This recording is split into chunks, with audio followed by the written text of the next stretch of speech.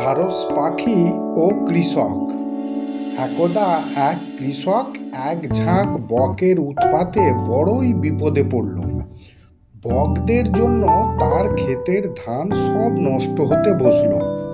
সে বকগুলোকে তাড়াবার জন্য কতভাবে চেষ্টা করেছে, কিন্তু সেদিনকার মতো উড়ে চলে গেলেও পরের দিন আবার তারা ঝাঁক বেঁধে খেতে এসে পড়ে আর তার ধান নষ্ট হয়।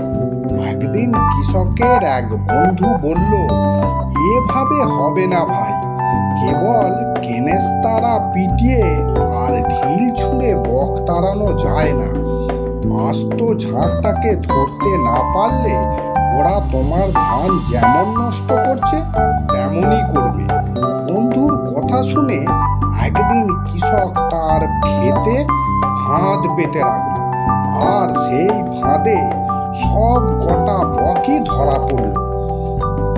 এখন সেই বকের ঝাঁকে একটা সারস পাখিও ছিল। ভাগ্যদোষে সেও বকদের সঙ্গে ধরা পড়ল। সারস পাখি দেখতে বকের থেকে বড়। কৃষক প্রথমেই তার লম্বা গলা চেপে ধরল। বিপদ বুঝতে পেরে সারস কৃষককে কাতর স্বরে মিনতি করে বলল, আমি তো তোমার কোনো ক্ষতি করিনি, আমায় তুমি ছেড়ে দাও। বকদের সঙ্গে বেড়াতে বেরিয়েছিলাম, তখন যদি জানতাম যে তোমার ক্ষেতে ধান নষ্ট করবে, তাহলে আমি কখনোই আসতাম না। কৃষক বলল, আমি তোমার কোনো কথাই শুনবো না। তোমাকে আমি দুষ্ট বকগুলোর সঙ্গে যখন ধরেছি, তখন তাদের সঙ্গে তোমাকেও সাজা পেতে হবে।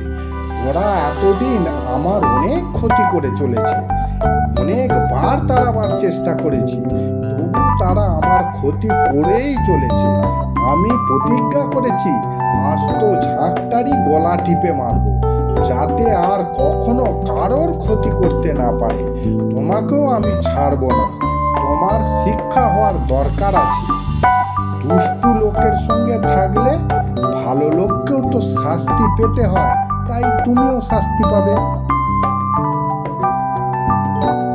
বন্ধুগণ, যদি ভিডিওটি ভালো লাগে আর যারা চ্যানেলটি সাবস্ক্রাইব করেছেন তাদেরকে অসংখ্য ধন্যবাদ।